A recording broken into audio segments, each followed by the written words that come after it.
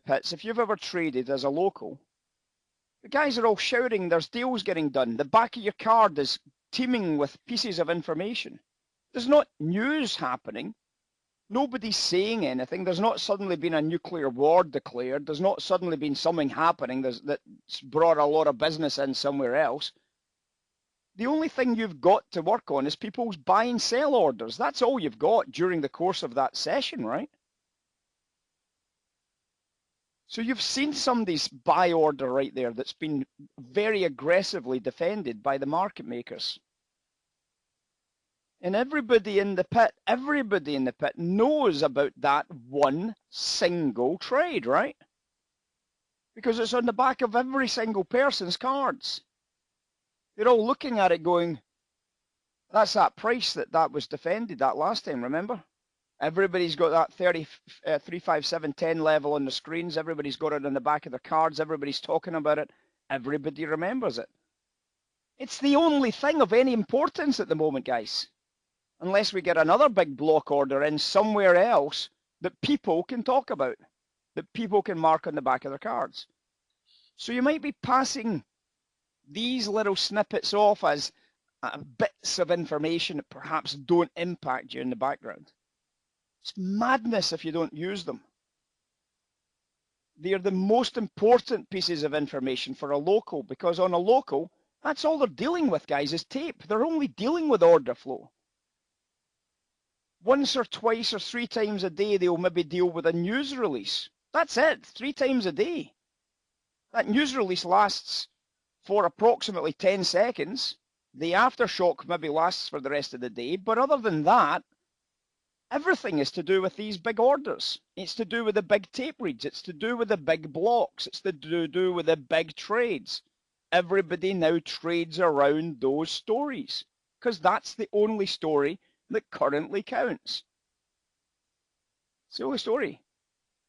And a lot of people kind of dismiss this type of information and they say, well, I don't really trade that. I don't really need to know that. It doesn't really make much of a difference whether you tell me that or not. Really? So if I said to you guys, right, well, take a look at this dollar dropping down here. So you see the dollars dropping down here and you're saying, if you're on the pits, you're seeing the order flow and you say, well, there's quite a few bids coming in here. I can see the shouts. I can see everybody shouting for the bids here, but I don't really see much going on. Let's see how this storyline evolves. There's a few shouts for some buys coming in. And then you suddenly see this massive absorbed trade right here. You see the big bids coming in and you say, well, that massive absorbed trade is really something. And you all talk about it on the floor. You might say, well, it's a breakout trade that's getting absorbed by the big boys. I think this is a big buying opportunity for dollars. Woo-woo! Let's deal, let's deal, let's deal. I see it. Everybody's talking about it. The whole floor is in a buzz at this stage. And then the buy comes in and the dollar goes straight up off of that block buy right there. Look at it. You see it?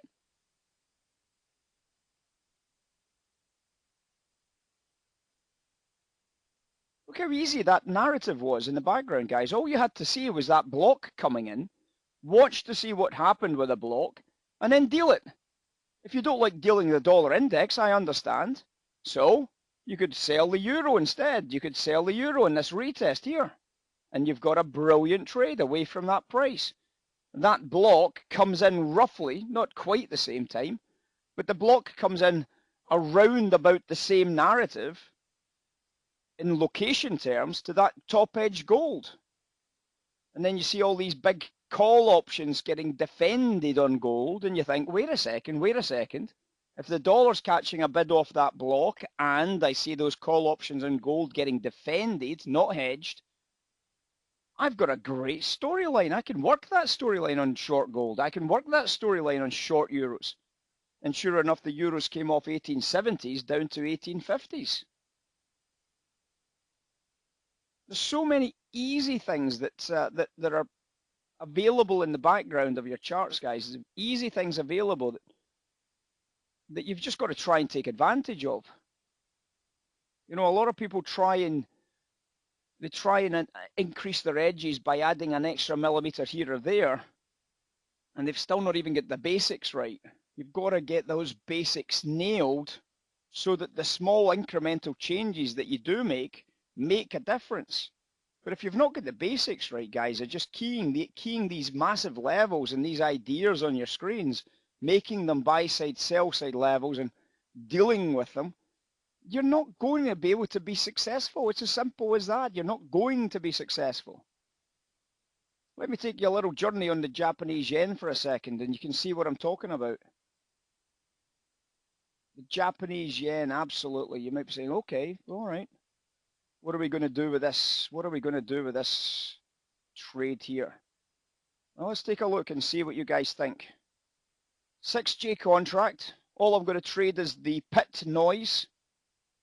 So let's see if you guys see anything. Do you guys see anything up here? Look, 60 lots traded. See it? 60 lots traded. Okay, I'm going to sell against that. I'm going to watch the price dropping through here. I'm going to start working some sells here. That guy's trapped. I'm selling away from it. I'm going to see if I can make some monies. Price trades back up. Okay, good. I'm going to try and sell against that higher price. Let's see what happens. Good. Making some money. I like it. I like it. I like it. Making some money. Alrighty. What's this guy doing down here? 50 lots went up. Got a bottom edge. 80 lots. I'm liking what I'm seeing down here. I'm going to bid some trade against that block right there. Going to bid some trade against that block as you would do as a local. Oh my goodness, I'm making some monies. Woo-woo. I'm making some monies again. That was sexy, wasn't it? That was sexy. A little small block in here that sold off. That's okay. What is this block here? Well, that's the same price as this block here. That's interesting. I'm getting two big block trades in the same location right here. That's really interesting, isn't it? So somebody's coming back in. What did they do the last time they bought it? I wonder what they're going to do this time. I'm going to take a flyer and say that they might be buying it again. What do you think? Oh my God, I was right. I took a flyer on that one, right? Boom, straight up. What about this 124 seller? I wonder what they're going to be doing. Well, the hint's in the word seller. I think we'll go in a short trade after that rejection of that higher price. And let's see what happens. Oh my goodness, we made some nice monies. Coming back up to retest it. I'm going to try it again and see what happens. Maybe a level 2. Oh my goodness, we made some monies. So you see that the whole day on the Japanese yen's been dominated by this block sell, down the price goes, by this block buy, up the price goes, by this block buy, up the price goes, by this block sell, down the price goes. It's all they've got in the pit. They've got the occasional bit of news once every few hours that doesn't really, most of the news doesn't make any difference to the market, but there's occasionally a big one that does make a difference. Other than that, they've just got the guys shouting, bawling orders at them, haven't they? That's all they've got. And if you can pay attention to that shout, if you can pay attention to that big single block trade, and you can say, right guys, I saw that guy selling against that big, huge $2 million SPY call option.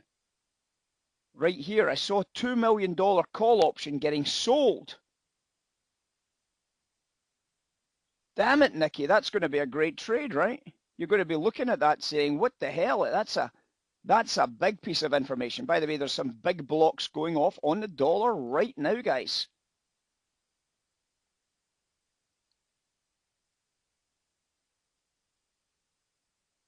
It's obviously the 4 o'clock fix coming in, guys, so that's pretty obvious, $92, $92.40.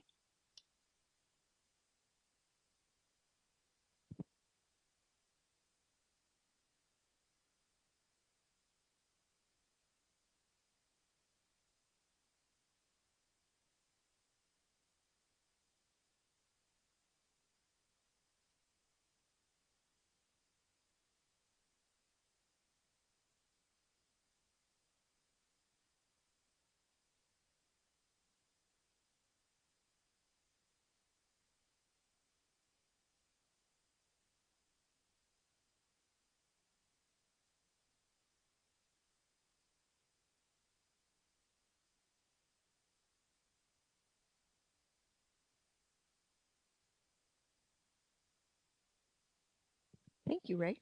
That's a good look inside the pits, how to use the noise.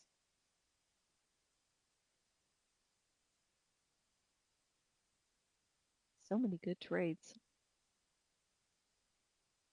I like that. Nail the basics.